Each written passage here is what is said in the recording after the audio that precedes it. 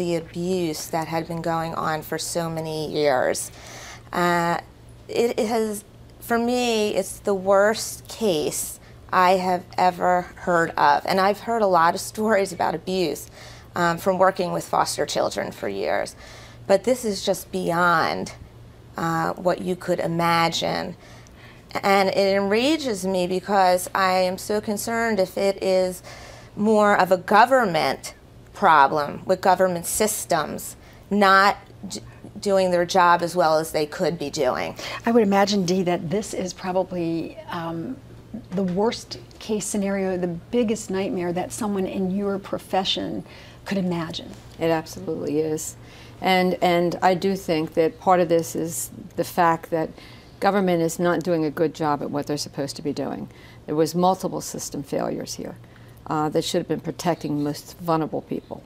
Okay, we're going to expand on that in just a moment, and we're going to get your reaction, but we're going to take a quick break. If you'd like to tell us what you think, you can do so by emailing me at lynn@lynndoyle.net. You can also find us on Facebook. We're going to check in with some of your responses when we come back in 2 minutes. Please stay with us.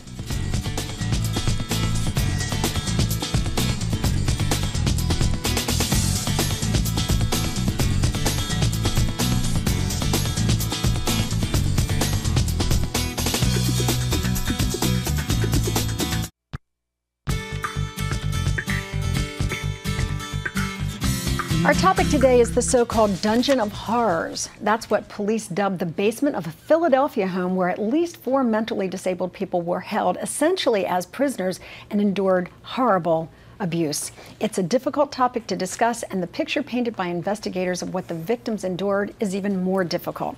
Reaction from our viewers, though, has been swift and uniform. We're going to check in with that in just a moment. But first, we're going to go back to our discussion here. If at any time you want to weigh in, I'm at lynn@lynndoyle.net. We were saying before the break that this was just like a systematic breakdown of the people or the agencies that were responsible for these mentally disabled people. Some have been missing for years. How does that happen? Well, particularly in this state, we were one of 5 states left that had no adult protective services for people between 19 and 59. So it's a little easier to do something to someone with a disability in this state and get away with it and no one do anything to you. So we do have a law now, but we have no funds to support it. So I can understand why someone like Miss Weston would move back into the state and feel she could be safe in a sense that someone's not going to pick up those guys too easy. But actually, if I understand it correctly, Mike, the reporting indicated that she left another state somewhat hurriedly, perhaps because the police were on her trail there? Yeah, she seems like she's been shuttling back and forth through about 6 states for a long period of time and staying only at individual residences, certain residences for a few months, and then kind of when people would catch on to her, she'd kind of get up and leave. So how do you travel with 4 individuals who are mentally challenged or have some physical disability without being more noticeable to the people around you? Because what we're dealing with here, Lynn, is a sociopath. Which is now referred to as antisocial personality disorder. And these are individuals that make their living through conning other people. They will lie. They plan out everything that they're going to do. They have no remorse for their actions. So perhaps she moved these people during the middle of the night when no one was looking.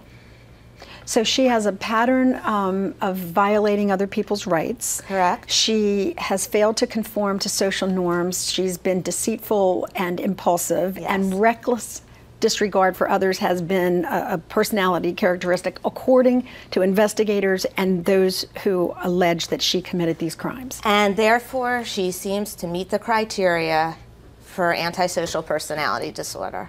Do you think that then she has any remorse whatsoever if in fact she committed these crimes? People that are diagnosed with being a sociopath, they do not have remorse because they do not have a conscience. If you don't have a conscience, you can't process what you're doing. The goal is to get your needs met any way possible, and you don't care who you abuse, who you hurt, it doesn't matter. As long as you get what you want, which was the disability checks. This is one of the questions that I know everyone who's watching the show is going to ask. How is it possible that this woman was even in the position to allegedly commit these crimes when in fact she had been convicted of starving a man to death after holding him prisoner in a closet? Can someone explain that to me? Well, I think that's a great question, and we're trying to find out exactly what went on during her parole hearing. But what's even more frightening was shortly after she was paroled from prison, she went before a family court judge and got children put in her custody. And then reporting is kind of showing right now that it looks like she did that again about 10 years later. Again, went before a judge and got children put in her custody. Now, we don't know yet if that was failings on DHS or family. Everyone's trying to figure out exactly what the judges knew. There was some talk is that she might have been using aliases to cover up her history, but whatever happened, something seems to have gone wrong, that she had children in her care and was able to perpetrate her crimes for so long. It's not hard to become a repayee for a person with a disability, and a lot of it is self-reporting, so people kind of take you at your word. And even though it says on there, are you a felon, have you committed a crime, if you say no, there's obviously no criminal checks being done. There's no child line checks being done and no federal checks being done. So people can easily take on a new role with someone, and as long as the someone that they're doing it for is either unable to say anything or is willing to go along with them, it's quite easy to become a repayee. See, I don't know if I'm more outraged that it was just a sentence of 4 years for starving and torturing someone to death, or that there's nothing in place to keep these kinds of people from having access to the mentally disabled and to children. I mean, all of that is just outrageous, and I know that our viewers agree with that as well. We're going to give you an opportunity here to express yourselves. Let's check in with some of you right now. We asked what you think should happen to the accused if convicted of these crimes. Lily says they should be chained to a furnace themselves, starved and beaten. Although I know that's not going to happen, it's just so sad to know of the horror that these people suffered.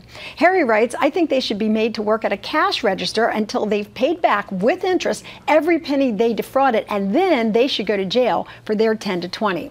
Then we ask how a murderer like this Linda Ann Weston only could serve 4 years in jail. Well, Jenny says, this is unbelievable that someone would only serve 4 years for such torture. I think life is too good for that person if what's being reported in the news is even half accurate. And Beazle simply states, it's murder, she should still be in jail. What do you guys think of that? I think that back in the 80s when she had first murdered the boyfriend of her sister, that perhaps records got lost, who knows? But when the case possibly was presented to the family court or the courts, that the information was not there that needed to be.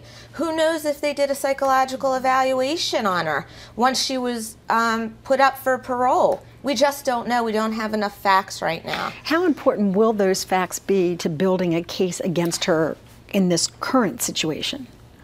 Well, I think the evidence is investigators, I think, are pretty overwhelmed right now, or not overwhelmed, but dealing with the task of abundant evidence in this matter. And, putting all the pieces together. Yeah, putting all the pieces together. I think what will be a more difficult task will be trying to piece together the narrative of her life, how she was able to, what happened when she went in front of a judge and was able to get custody. How was she able to perpetrate this Social Security fraud in so many different states? How was they were missing persons reports. She always seemed to be, if she was antisocial behavior or not, able to keep one step ahead of police and concerned family members. So.